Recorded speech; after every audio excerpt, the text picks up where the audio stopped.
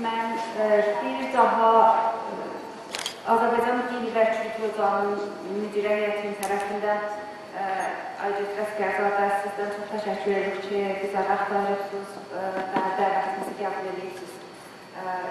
Sıra sizdədir, lütfən buyurun.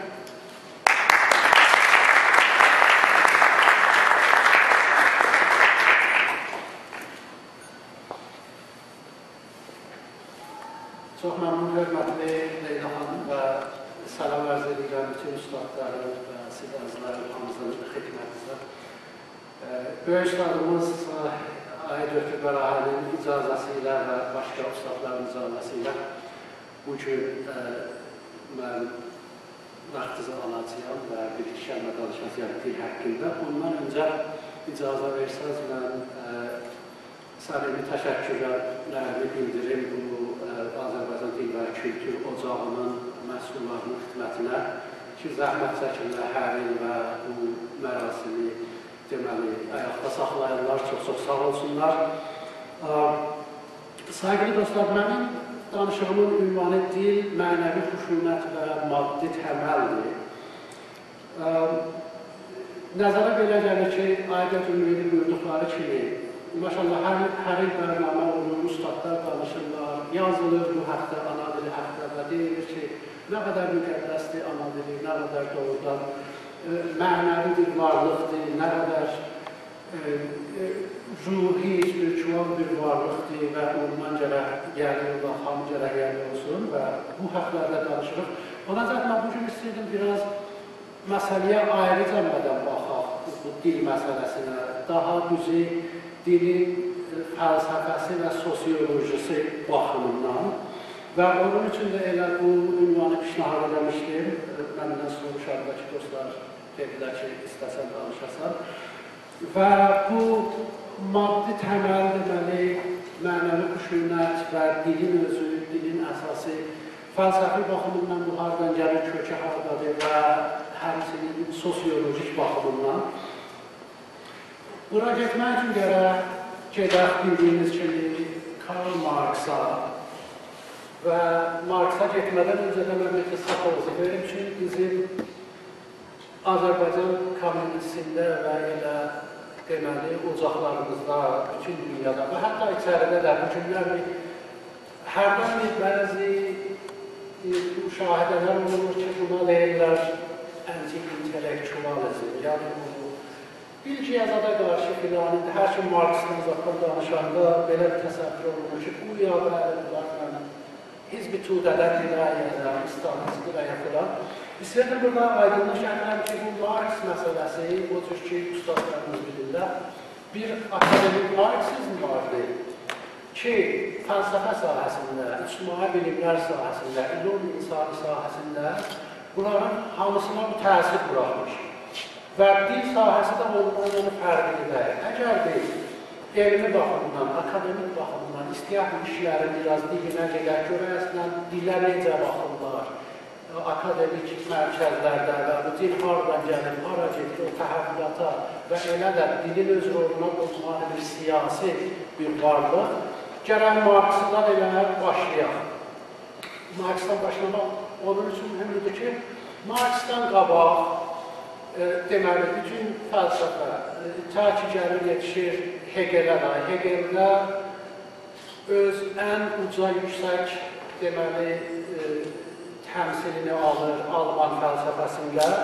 Dilə bir başqa cür baxış var idi. Elə də elə düşüncənin özünə. Marx gəldi və Hegeli və elə o cürlükcə də özündən qabaq ki, fəlsəfə sünnətini bütün bəzi qismətlərini sual altına çəkib, bəzi qismətlərini də elə biraz lərziyə saldı. Ona cəhət də elə bugün elm ocaqlarında da Marx tədris olunur. Yəni, bu məmləkətlər özləri ki, məsələ sərmayələri məmləkətidir, elə siz sosioloji istəyəsiz oxuyasınız, fəlsəfə oxuyasınız, ilm insanı oxuyasınız, hətta ədəbi teori oxuyasınız, gərək Marx'ın o basiclərini biləsiniz və burada tədris edələr üniversitədə. İndi Marx'ın dil fəlsəfəsinə gəldikdə, yəni deməli, bu mühümdür ki, bunu biz bilək. Əgər məsələn istəyirik ciddi halda yanaşaq bu məsələlərlə. Marx'ın baxışında kullən temel altı meseleler var ve temel üstü fenomenler vardı. Maddi temel var, iktisadi temel var ve o iktisadi temelden, iktisadi bir öğreden əmələ gələn başka varlıklar, kültürel, söylemsel, dilsel varlıklar vardı. Ve dil özünden orada yer tapır. Yani o superstructure'ın bir qisməti olunur. Eyni halda ki, Marx'ın özünə görə dil deməli praktikin, əməlin nəticəsidir və həmçinin bir biyolojik məqulədir bir qismətdə. Çünki biləxərə beynin bir prosesində də bunun dəxaləti var ki, sonralar elə bu Çamsky da onu təyin eləmiş.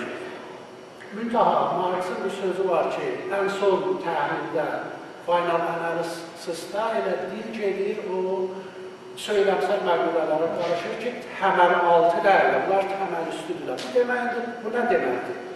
Bu o deməkdir ki, dil və dildən yaradılan məhsullar həməşə o maddi təməldən sonra gəlirlər. Yəni, ikinci rolları vardır camiələrdə. Bunu deyirəm, ona görə ki, indi sonra gələcəyəm və bu baxışa tənqid da ki, olub deyə artırılıbdır, onlardan da danışacağıq.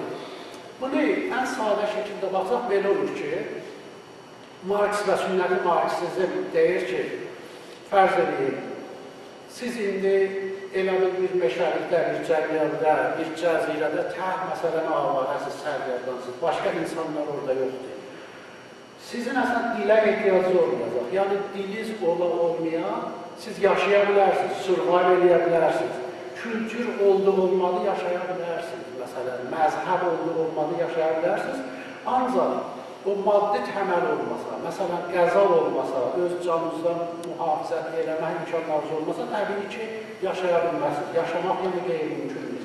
Başqa deyişlə, aclıq, adam aclıqla mübarizə edib, diri qala bilməz, əgər qəza olmasa, iqtisadiyyat olmasa, bəli, dil olmasa, məzhəb olmasa, ideoloji olmasa, kültür olmasa, musiqi olmasa, o cür şəraitdə diri qalmaq da olur və yaşamaq da olur. Ona cəhət Marx və Marksizm, sünnəti Marksizm cəhdi bunları qoydu o təməl altı məqulələrin yerində ki, iqtisadiyyatdır və yerin özüdür, yəni yerin özü sirvətləri ki, insanın deməli varlığı və bədəni də onun bir parçasıdır, maddi bir varlıqdır Marksizmə görə də. Çünki dəxərə elmi baxımından da deyirlər 80% sudur bədənin və yəni maddi bir varlıqdır. Hələ işimiz yox, sonra gəlir bir dialektikal rabitiyə geçir, deməli söyləmsəl varlıqlarla, məsələn, dillə, siyasətlə, məzhəblə, kültürlə, ideoloji ilə və başqa bir məsələlərə düşür. Hər halda, indi Marx'a görə dil özü bir təmrindir, bir əməldir, praktisdir. Müntəha, o zamanacan ki, siz bunu müstəqil rabitədə saxlaya bilirsiniz maddi təhəvvülatla, məsələn, iqtisadi məsələlərlə, məsələn, iş məsələsi ilə, zəhmət məsələsi ilə eləyə bilərsiniz ki, dünyada və təbiətdə nə geçir, elə bu dilin vasitəsilə ağahlığınız olar, başa düşə bilərsiniz, yəni, məsələn, dünyanın bu təhəvvülatı, gedişatı hansı məsirdədir. O zamanadan ki, o maddi təməli gözdən itirməmişsiniz. Amma çünki bilirik ki, camiələr, ucuzlar, kültürlər həməşə axımlıdırlar, yaldılar, təriflərin içindədirlər. Marx deyir ki, görürsünüz, məsələn, fəlsəfə birdən gəlir, bu dili elə bəzəyir, izahlar izafə edir, konseptlər gətirir, lüğətlər gətirir, anlamlar gətirir. Bir mərhəliyə çıxadırlar ki, biz o maddi rabitəni itiririk. Və burada deməli o təməlüstü, söyləmsəl, diskursiv ünsürlər və elementlər gəlir, üstünlük tapır hərdən o əsli məsələyə. Və bunlar da buna deyirlər false consciousness, yəni bir deməli yanlış aydınlıq ya ağahlıq, yəni ayıqlıq. Deməli, yanlış ayıqlıq o zaman əvvəli ki, siz o rabitəni itirirsiniz ki, maddi həyatın, məsələn, insanın həyatı ilə nə rabitəsi vardır, burada məsələn, kim mənfəət aparır, kim istemara məruz qalır və s. və s. Və Marx'a görə məsələn, fəlsəfə gəlir, bu işi görür, Alman fəlsəfəsi birdən Marx'ın özündən qabaq Hegelin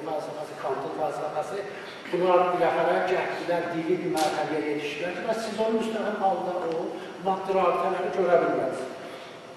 Və ya məsələn, sonra gəlir ideolojini yaradır, sayınları, əlamətləri, simvolları yaradır, fərz edin məzhəb yaradır və məzhəbin özü böyük bir rolu vardır ki, biz o müstəqim maddi rabitələri, istismar məsələsinin zadını açıq və aydın şəkildə görə bilmirik. Yəni, sizin gözünün qabağında bir pərdə çəkir. Ümumi halda o sünnəti marksizmin dilə baxışı budur və ona görə mən bunu işarə edim və bu payə təməldir ki, dediyim ki, bu cür elə akademik disiplinlərdə də oradan başlayırlar bu məsələni.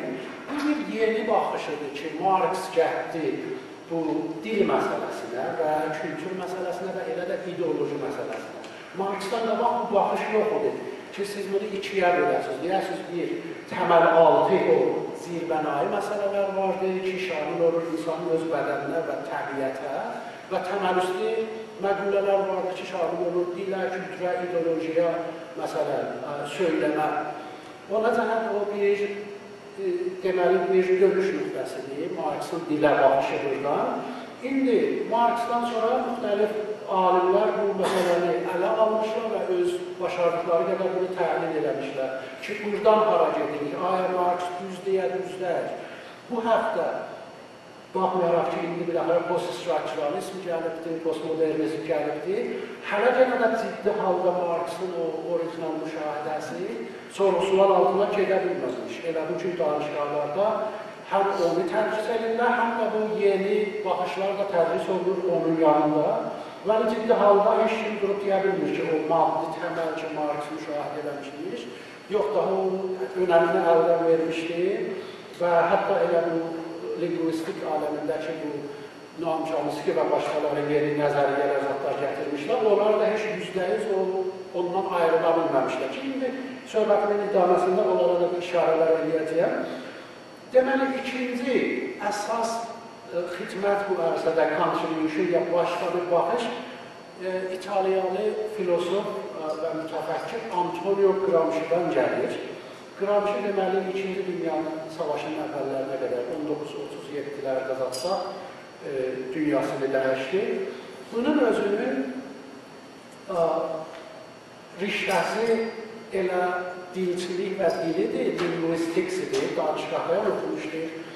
Və özü də elə bizim kimi, məsələn, biz Azərbaycanlılar, İran Türkləri kimi, nə ki bu dil əsaslı zülmə məruz qalmışdır, əvvəldən bu dil məsələsində çox həssas imiş.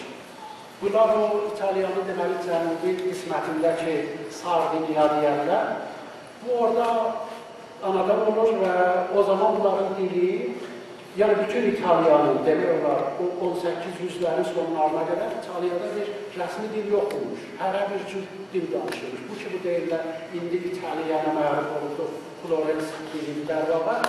O, 20-ci əsrdə zatda yavaş-yavaş hələ gəlir yerinə düşür ki, bu İtaliyada bir rəsmi dil lazım, milli dil lazımdır filan, çox bir mübahisələrdir. Və bu Gramsci bu mübahisələrin lap ortasındadır. Bu da böyük kontribütlər edirdi bu dil məsələsinə və İttifaqın özü də elə bir 20-ci əsr böyük marksistlərindən biridir Gramsci. İndi Gramsci'yi də üniversitədə tədris edirlər və onun da baxışlarını tədris edirlər.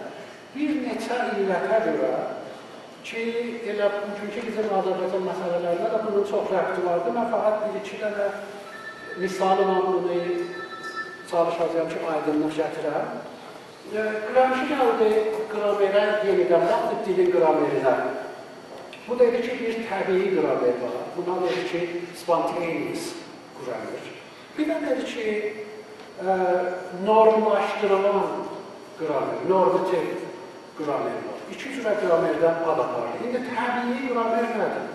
Təbii qramer həmandır ki, bugün Noam Chomsky da ona deyir, universal qramer. Yəni, bütün cəhanşürün bu bir dil var və qramer var və Noam Chomsky'yə görə bu qramer insanın zehnindən, beyinin prosesindən çıxır. Yəni, təqribən bir növ psikolojik və biolojik bunları müh gətirib veribdir Chomsky. Və qramçı o zaman bu məsələyə yetişmişdi. İndi bu təbii qramer nədir? Bunun biraz dərki çox çətindir. Elə Çamız gözündə bir-iki kitabsatda yazıb, yenə də başa düşməsi çətindir. Və mən bir-iki dənə misal verəcəyim ki, bəlkə aydınlaşdı. Mən özüm bir gün mütəvəccüh oldum, burada yolçularla dərs verirəm. Gördüm, İranlı öğrencilərdən biri klasda bu danışır eləyəndə, o S ilə başlanan sözlər gələndə bunun yanına bir ən qoyur. Məsələn, birdən bir xanım odur, görür, düz klasda danışanda durur, deyir ki, I went to any school yesterday. Məsələn, bilir ki, gələn o